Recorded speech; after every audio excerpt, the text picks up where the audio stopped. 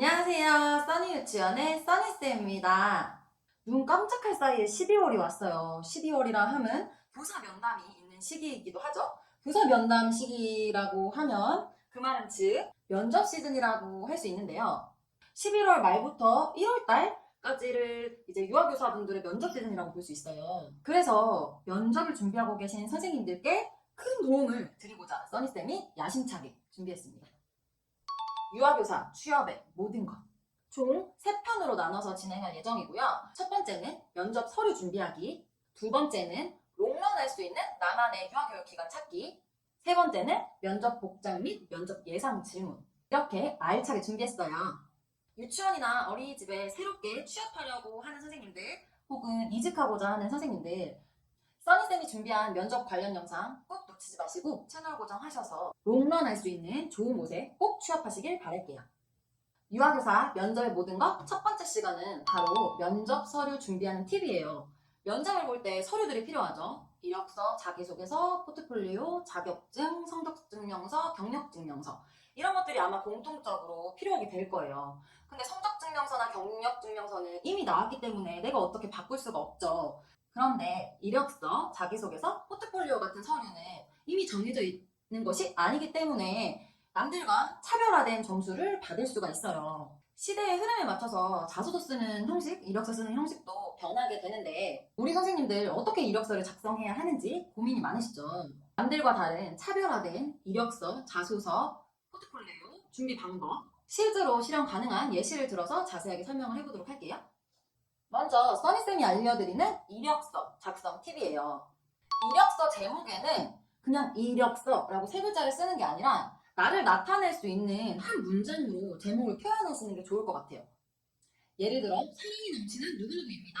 아니면 인성을 중요시하는 누구누구입니다. 이렇게 이력서 제목 부분에 이력서 대신 나를 표현할 수 있는 문장으로 작성을 하시면 아무래도 이력서라고 작성을 한 다른 선생님의 이력서보다 내 이력서가 좀 더 튀겠죠.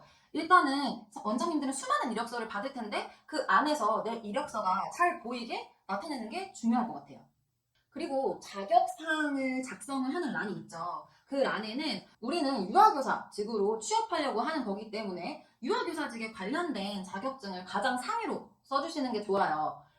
예전에는 자격사항 같은 경우는 날짜 순대로 기입을 했지만 요즘은 아니죠. 내가 취업하고자 하는 그 업계와 관련된 자격증을 위에부터 잘 보이게 순서대로 해주시면 되는데 예를 들어서 회계에 관련된 자격증이 있고 생태유아교사 지도사 자격증이 있어요. 그럼 그 둘 중에 유아교사 관련된 자격증이 뭘까요? 당연히 생태유아 지도사 자격증이겠죠. 그러면 그것을 상위로 잘 보이게 가장 상위에 순차적으로 그렇게 작성을 해주시면 되세요. 그리고 자소서 같은 경우에는 성장 과정, 장단점, 교육관, 포부 이런 것들이 들어가게 될 거예요. 성장 과정을 작성하실 때는 부모님이 나에게 준 긍정적인 그런 교육 방향 있잖아요. 그 부분을 써주시는 게 좋은데 예를 들면 부모님께서 나에게 큰 사랑을 주셔서 반대로 큰 사랑을 줄 수 있는 사람으로 성장하게 되었다라든지 단 한 번의 직업도 허용하지 않으셨기에 성실함을 가지게 되었다라든지 이런 식으로 부모님의 긍정적인 그런 교육 방향을 써주시는 게 좋을 것 같고요.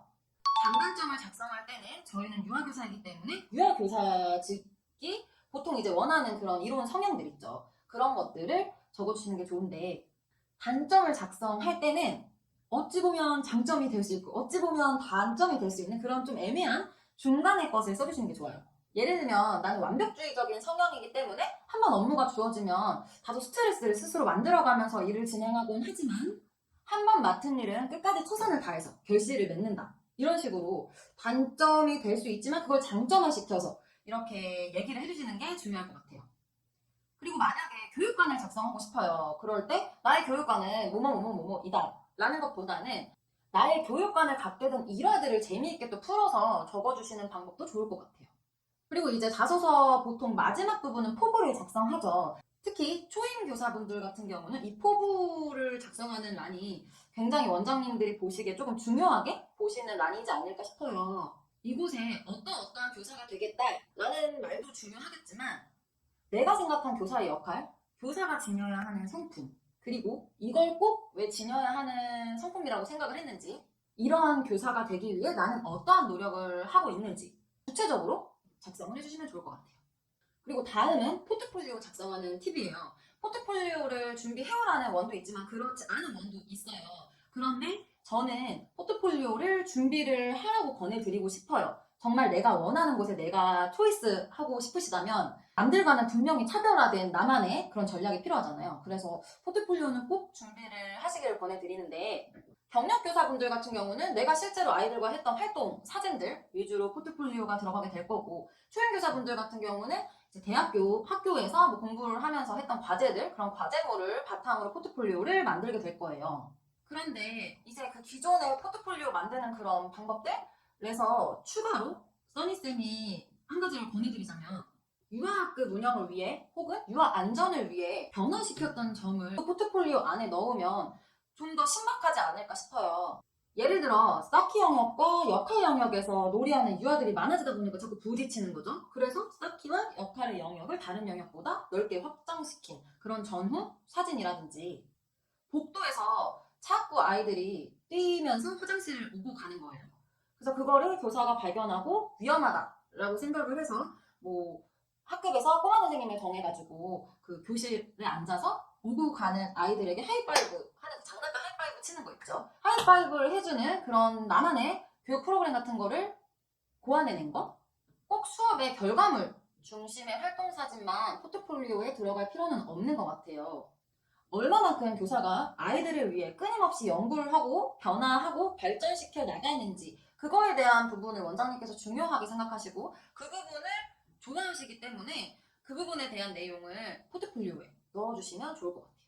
이렇게 이력서나 자기소개서나 포트폴리오를 준비할 때 주의사항에 대해서 몇 가지 말씀드리고 마무리를 하도록 할게요.